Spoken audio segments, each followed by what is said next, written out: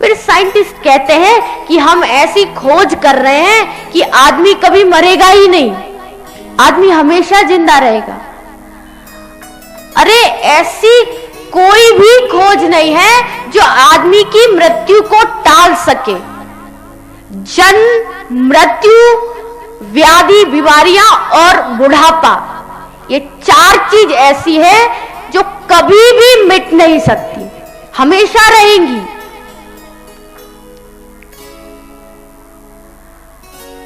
Scientist अपनी खोज के द्वारा 1000 विमान तो बना सकते हैं, एरोप्लेन बना सकते हैं, लेकिन वो एक मच्छर नहीं बना सकते। क्यों? क्योंकि मच्छर के अंदर तो आत्मा है, आत्मा कहां से लाएंगे? रसायनों को मिलाकर के तो आत्मा नहीं बनेगी। वो कहते हैं, साइंस में पढ़ाया जाता है, पेड़ है उसमें नीचे रसायन आपस में मिलते हैं, फल लगता है, लेकिन उस रसायनों को मिलाता कौन है? उनसे कोई ये तो जाके पूछे। एक प्रकृति नाम की एक मैगजीन है, उसमें प्रकृति के बारे में व्याख्यान किया गया है, लेकिन उसमें कहीं पर भी एक बार भी भगवान का नाम नहीं दिया। अरे जब भगवान का नाम ही नहीं है तो प्रकृति कैसी? किसी को यह मालूम है हवा कहां से आती है? वो कहते हैं साइंटिस्ट कि हम ऑक्सीजन पर जीवित हैं, लेकिन ऑक्सीजन आता कहां से है? क्या तुम जाके ऑक्सीजन देते हो? क्या तुमने आकाश बनाया? क्या तुमने पृथ्वी बनाई? अरे साइंटिस्टों की बात छोड़ो, सृष्टि के प्रारंभ में खुद ब्रह्मा जी, जिन्होंने इतनी बड़ी सृष्टि बनाई, वही ब्रह्मा जी एक सुई तक नहीं बना पाए। ये भागवत के दूसरे स्कंद के 6वें अध्याय में लिखा है, खुद ब्रह्मा जी।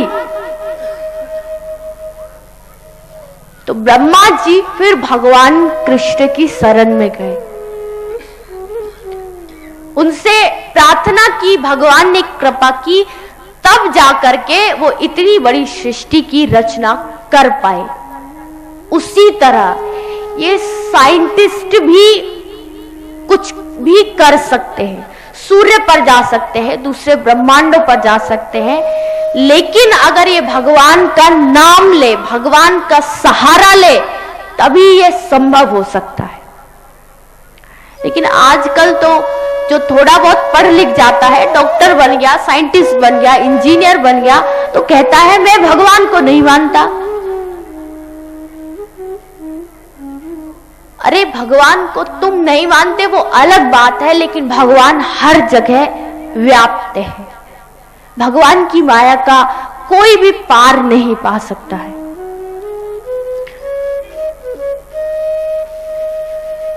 अब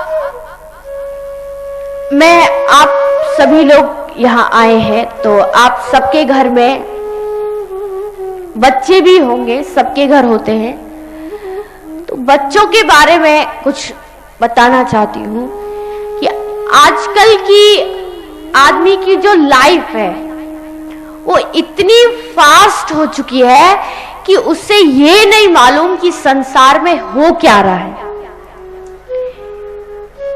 कहीं एक आदमी था, हम खड़े थे, तो वैसे ही आया, आके पूछता है कि पूर्णिमा के दिन कौन सी तिथि होती है? मैंने कहा पूर्णिमा के दिन पूर्णिमा होती है। बोला धन्यवाद, और कह के चला गया।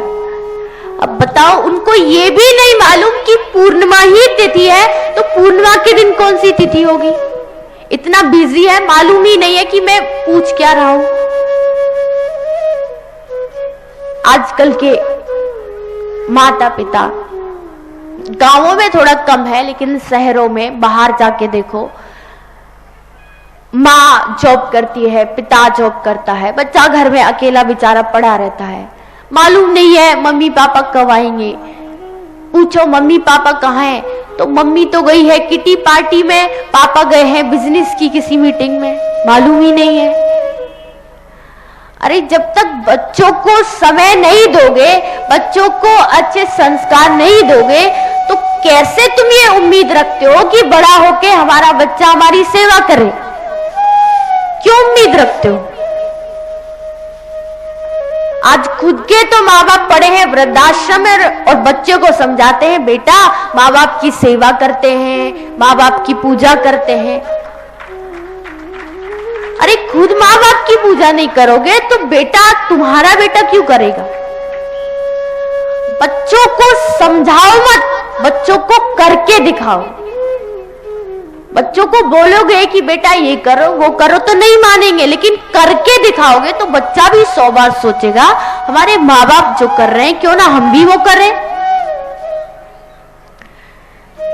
बच्चों को 1 से 5 साल तक प्रेम दो, उसे प्यार दो। 6 से 10 साल तक उसे अनुशासन यानी डिसिप्लिन सिखाओ। 11 से 16 साल तक बच्चे को चरित्र दो। 16 साल तक के बच्चे को आपने जो सिखाया, जो नींव आपने जो भी बना दी, वही बच्चा बड़ा होकर के करेगा। 16 साल तक बच्चे की नींव होती है, आप उसे जैसा बनाओगे वो वैसा बनेगा। लेकिन आज माँ बाप को ही मालूम नहीं है बच्चे कहां पड़े हैं, तो बच्चे में संस्कार कहां से आएंगे? एक आदमी कहीं कथा थी तो मिलने आए वैसे ही, तो उसने बताया मेरा एक बेटा है। तो मैंने पूछा कि कितना बड़ा बेटा है, तो उसने आयु या हाइट कुछ नहीं बताई, बोला मेरा इतना बड़ा बेटा है। मैंने कहा इतना बड़ा हॉरिजेंटली? अरे कोई कहता है 10 साल का है, 11 साल का, या ऐसे बोल देता है कि हाइट में इतना बड़ा है, मेरे यहां तक आता है। वो कहता है इतना बड़ा। मैंने पूछा ऐसा क्यों? बोले सुबह जब मैं ऑफिस जाता हूँ, ड्यूटी पर जाता हूँ, तो मेरा बच्चा सुबह सोया रहता है, 4-5 बजे मैं ऑफिस चला जाता हूँ, और जब शाम को रात को 10-11 बजे वापस आता हूँ तब भी वो सोता ही मिलता है। तो मैंने तो उसको हमेशा बेड पर ही बड़ा होते देखा है, इसीलिए बता रहा हूं कि बेड पर इतना बड़ा आता है। तो बच्चों की ही मालूम नहीं है। किसी से पूछो आपका बच्चा कौन सी क्लास में पढ़ता है, तो सर को खुजाते हुए बोलेंगे कुछ 4th-5th में पढ़ता है। फिर बच्चे से जरा बताओ कौन सी क्लास में पढ़ते हो, खुद को ही नहीं मालूम। तो बच्चों को संस्कार दो। अभी आपके जो पास में ही स्कूल था, उस स्कूल में हम गए थे, तो वहां के बच्चे शायद आए हो, तो मैंने उनसे प्रश्न पूछा था कि 3 चीजों का मतलब बताओ, विद्या, विद्यार्थी और विद्यालय। अच्छा, आप छोटे छोटे बच्चे यहाँ बहुत बैठे हैं, तो आप बच्चा में से कोई बता सकता है कि विद्या, विद्यार्थी और विद्यालय का मतलब क्या है? किसी को मालूम है? लोग कहते हैं, बच्चे कहते हैं पढ़ाई करो, माँ बाप कहते हैं पढ़ाई करो, लेकिन पढ़ाई का मतलब क्या है? पढ़ाई का अर्थ क्या होता है? या पढ़ाई का अर्थ ये है कि स्कूल में गए, बैग खोला, बुक निकाली, साइंस निकाली, पढ़ी, क्वेश्चन आंसर लिखे, रटे, बैग में अंदर डाली और घर आ गए, बस यही पढ़ाई है?